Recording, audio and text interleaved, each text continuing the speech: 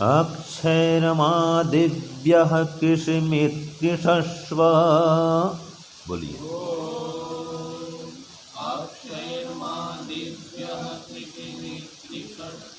ओम अक्षैरमादिभ्यः कृषिमित्कृषस्व।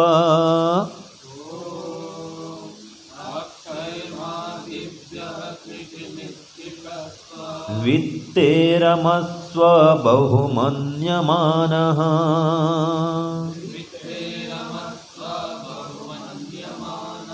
वित्तेरमस्व बहुमन्यमानः।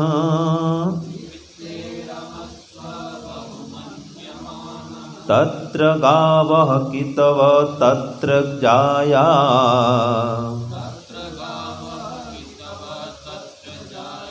तत्र गावः कितव तत्र जाया।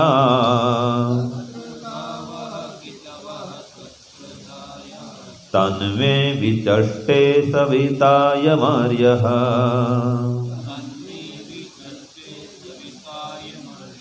तन्वे विचष्टे सविताय मर्यः।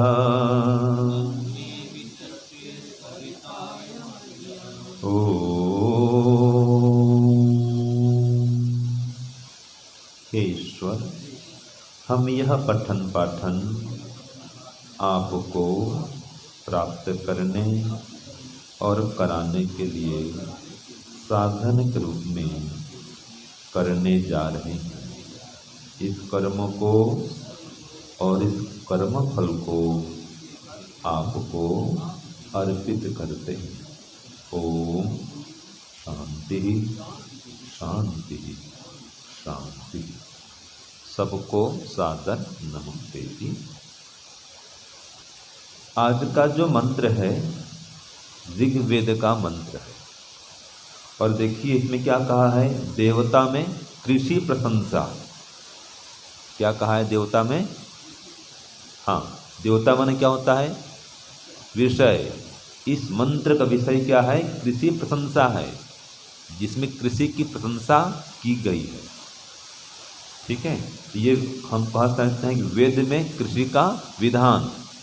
हाँ जी, वेद में कृषि का विधान बढ़िया। इसमें वो किसान का फोटो आना चाहिए हल चलाते हुए, है कि नहीं? ऐसा परमात्मा ऐसे ही सिखाता है। जिसमें कह दिया कृषिमित कृषस्व, कि हे मनुष्यों तुम खेती करो, कृषि करो परिश्रम पूर्वक। कृषिम इत, खेती करके ही, और जो उसमें धन मिले उस धन में, उस वित्ते उस धन में बहुमन्यमान रमस्व, उसको बहुत मानते हुए उसमें रमण करो। लेकिन अक्षरमा दिव्य, जुआ मत खेलो। अक्षय कहते हैं पाशा को। तो जो शकुनी ने चलाया ना, शकुनी, ठीक है, तो कौरव और पांडव जो खेले थे, जुआ खेले थे ना, वो क्या जुआ था? वो कोई ताश नहीं खेले थे, वो क्या खेले थे? हाँ, पाशा। ठीक है, पाशा फेंक करके उसको हरा दिया था, सब इनको हराया था शकुनी ने। ऐसा कहा जाता है कि वो जो कहता था वही पढ़ता था। और वो जो पासे किससे बनाए थे पता है? उसके पिताजी के अंगुली से बनाए थे। ऐसा एक इतिहास है। इसकी कहानी बहुत विचित्र कहानी है। अंगुली की हड्डी से उसने कहा पिता ने, भाई तू ये मेरे अंगुली से हड्डी बनाना, ये हड्डी से तू पासा बनाना, और तू जो कहेगा बस वही पड़ेगा। और ये दुर्योधन से बदला लेना, ये है। ये शकुनी बदला लिया था इनसे, पता है, करों से। हैं? ऐसा इसमें विधान है, इतिहास है भाई, यह चलता है। इनके 100 भाई थे ये लोग, शकुनी लोग। इनको बंदी घर में रख दिया गया था, और एक व्यक्ति का भोजन देते थे, एक व्यक्ति भोजन, और 100 आदमी है, तो कौन खाएगा भाई? देखा, एक आदमी खाओ, पिता ने कहा, और जो बचेगा वही इससे बदला लेगा करों से। इनका समूल नाश होना चाहिए।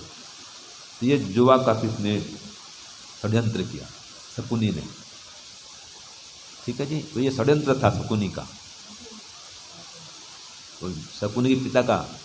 अब कितना सच कितना झूठ ये पता नहीं हमको, लेकिन ये इतिहास बता रहा हूँ मैं। हाँ जी, हाँ, ये तो हम इतिहास की बात बता दी मैंने भाई।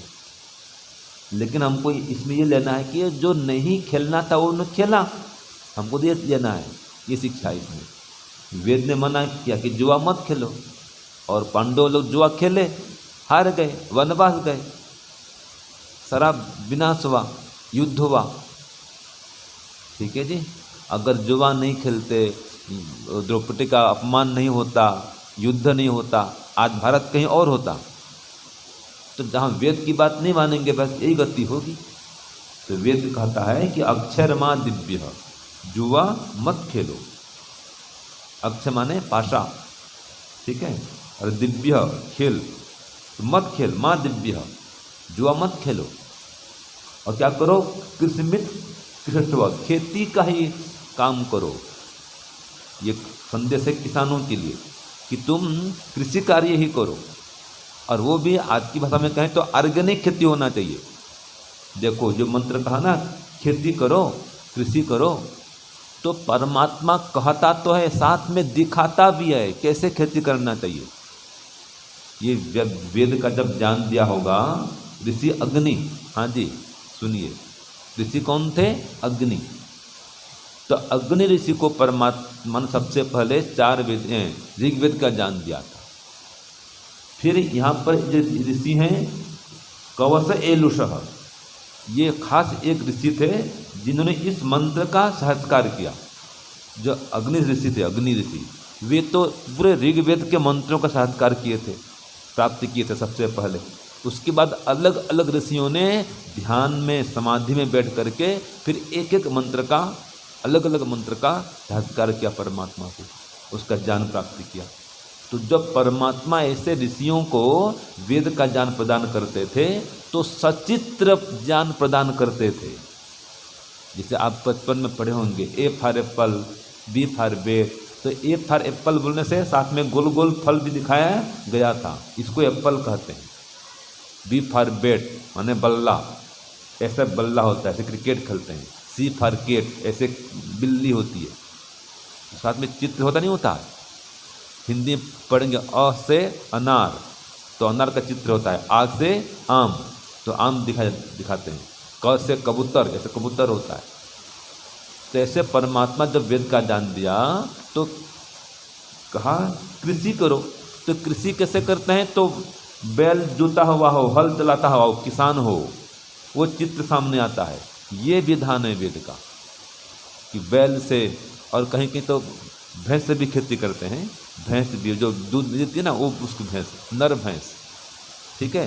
तो भैंस भी, और भैंसा बोलते हैं, ठीक है, भैंसा बोलते हैं, कहीं कहीं भैंस भी बोलते हैं। हाँ, जिस जिस प्रांत में जो है, राजस्थान में ऊँट से करते होंगे, ठीक है। लेकिन पशु से खेती करो, ये विधान है वेद का। ट्रैक्टर तो था नहीं उसमें, क्योंकि परमात्मा पता है इसका प्रयोग करेंगे तो ऑर्गेनिक खेती चली जाएगी। अब डीजल का प्रयोग होगा नहीं, ये डीजल का प्रयोग करेंगे, ठीक है, डीजल का प्रयोग होगा और पेट्रोल प्रयोग होगा, जो पर्यावरण है वो प्रदूषित होगा। फिर धीरे धीरे क्या होगा, गौवंश का नाश होगा।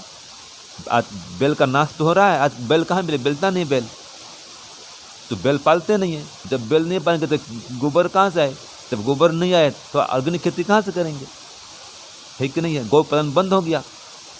ये है, अगर अभी भी खेती करते बैल से तो उसके महत्व को जानते। तो वेद के विपरीत चल रहे हैं तो जाओ भाई, ये हानि हो रही है। तो वेद कहता है खेती करो, और खेती करके जो भी धन मिले, वित्ते रमस्व बहुमन्य मान, जो कि सरल शब्द है। बहुमन्य मान माने उसको बहुत मानते हुए, उस वित्त में, वित्त माने धन, उस धन में रमण करो, आनंद से रहो।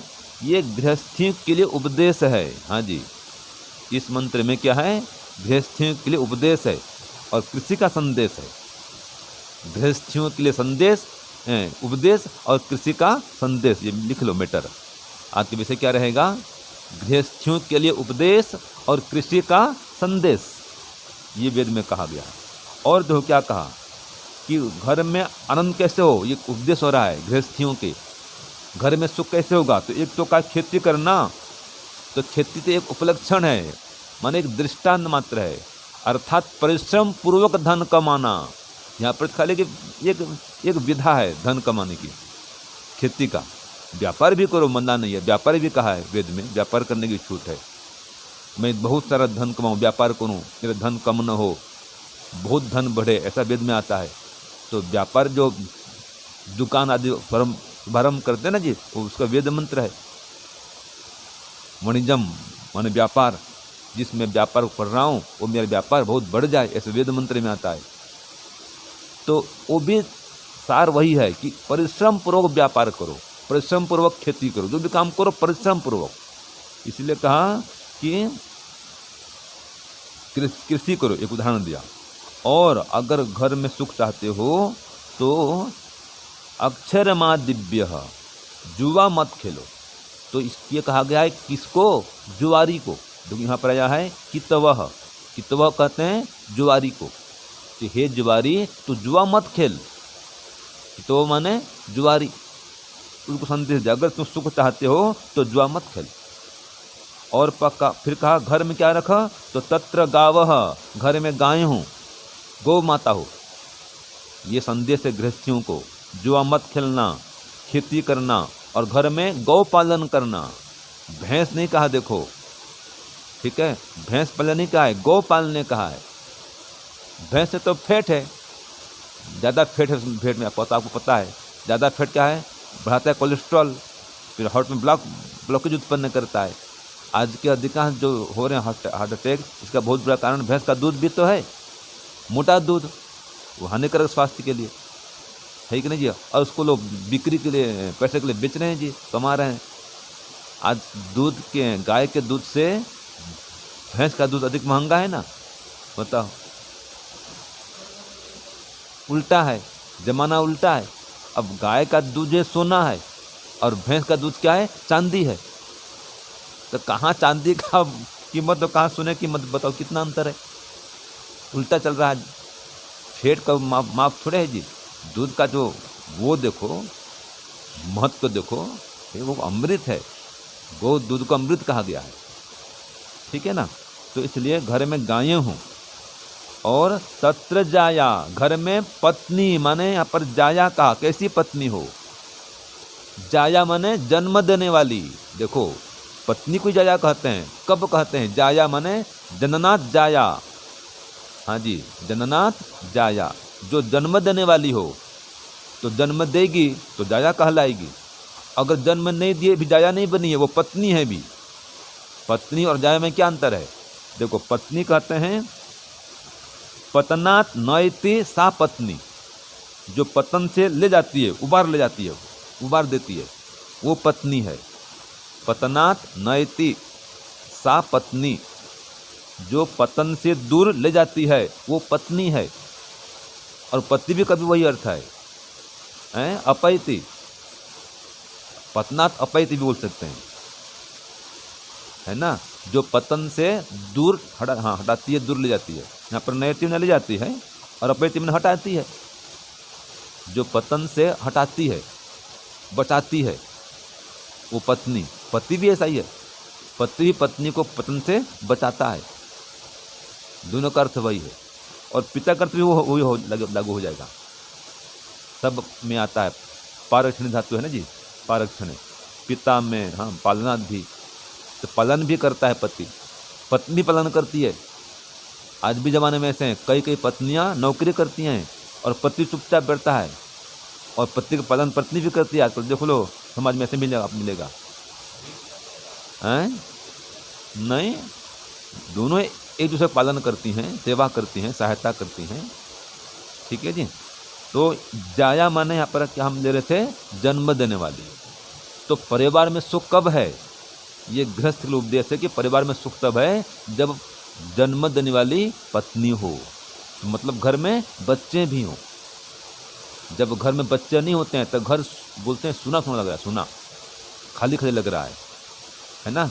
दो फूल घर में खिलने चाहिए ऐसे बोलते हैं, आंगन में दो फूल खिलने चाहिए ऐसे बोलते हैं। तो घर की शोभा है, नारी भी घर की शोभा, बच्चे भी। तो ये घर में सुख ऐसे होता है।